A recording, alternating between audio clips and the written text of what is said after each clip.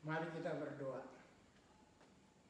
Bapa dalam sorga, kembali kami bersyukur dan berterima kasih Tuhan atas kebaikan, kemurahan Tuhan yang memelihara hidup kami setiap hari. Bapa dalam sorga, kami mau mendengar firman-Mu. Berfirmanlah Engkau. Kami telah siap mendengar. Dalam nama Tuhan Yesus, kami telah berdoa. Amin. Saudara yang dikasihi Tuhan Yesus, nats firman Tuhan diambil dari 3 Yohanes ayat 5 sampai dengan 8. Demikian firman Tuhan. Saling menolong dan perlawanan. Saudaraku yang kekasih, engkau bertindak sebagai orang percaya, di mana engkau berbuat segala sesuatu untuk saudara-saudara, sekalipun mereka adalah orang-orang asing. Mereka telah memberi kesaksian di hadapan jemaat tentang kasih-Mu. Baik benar perbuatanmu, jikalau engkau menolong mereka dalam perjalanan mereka, dengan suatu cara yang berkenan kepada Allah.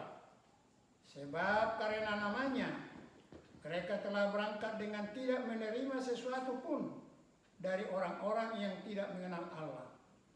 Kita wajib menerima orang-orang yang demikian, supaya kita boleh mengambil bagian dalam pekerjaan mereka untuk kebenaran. Demikian firman Tuhan. Saudara yang dikasih Tuhan, nats renungan 3 Yohanes ayat 5 sampai 8, tema kepedulian kepada sesama. Saudara yang dikasih Tuhan, kitab surat-surat Yohanes ada 3 pasal. Pasal 2 dan pasal 3 mengaku bahwa penulis surat ini adalah seorang penatua.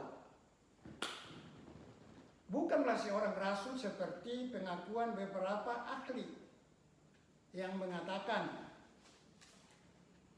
Rasul Yohaneslah penulisnya. Saudaraku, dengan berbagai pertimbangan para ahli memutuskan bahwa penulis surat-surat 2 Yohanes dan 3 Yohanes adalah penulis surat 1 Yohanes, yaitu Rasul Yohanes anak Zebedeus, hanya si penerima surat yang berbeda. Yang menerima surat 2 Yohanes adalah ibu beserta anak-anaknya, sedangkan yang menerima surat 3 Yohanes adalah Gaius.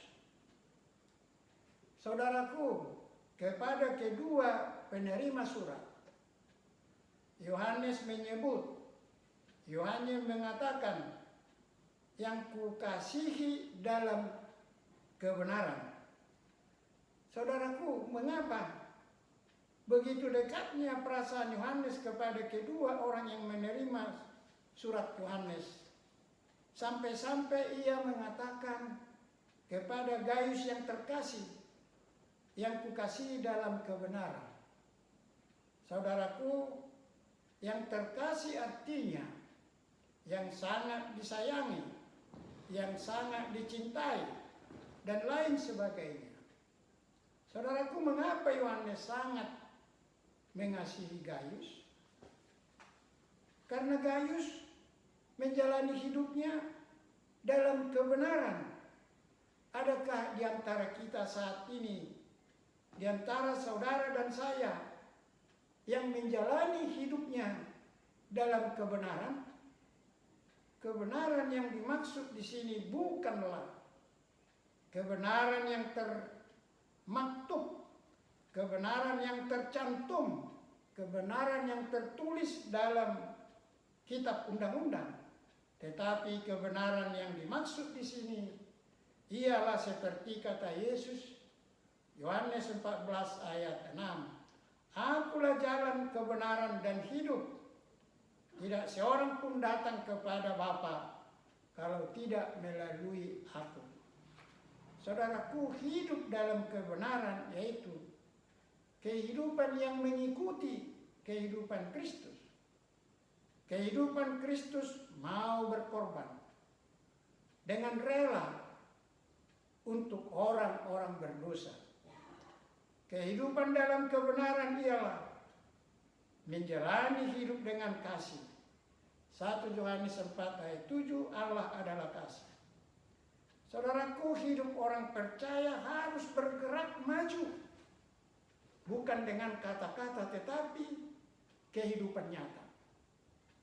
Saudara yang dikasihi Tuhan, sebelum Musa menyerahkan kepemimpinan kepada Yosua untuk memimpin orang Israel memasuki tanah perjanjian, Musa terlebih dahulu memberi pengarahan antara lain tentang penghapusan utang setiap akhir tahun ke-7, Ulangan 15, di mana setiap orang yang mempunyai piutang harus menghapuskannya apa saja yang dipinjamkannya kepada sesamanya. Dan janganlah sekali-kali pernah ia menagih dari sesamanya atau dari saudaranya. Karena penghapusan utang itu telah diumumkan demi nama Tuhan.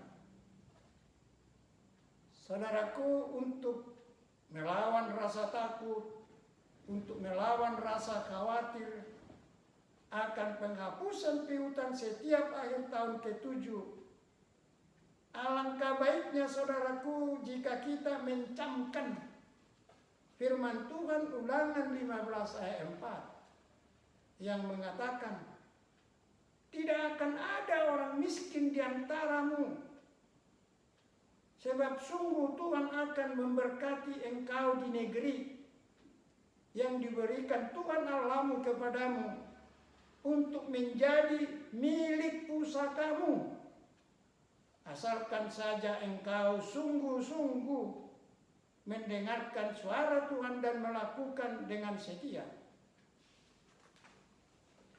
Saudaraku, ada satu hal lagi yang harus dilakukan umat Israel setelah tiba di tanah perjanjian, yaitu tentang kepedulian kepada orang miskin, yang juga kepedulian saudara dan saya sebagai orang percaya.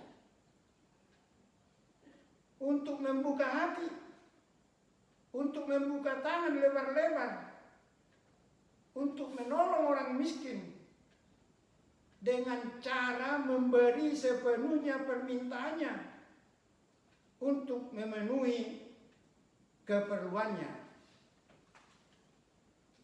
Saudaraku, saya akhiri renungan ini dengan ajakan,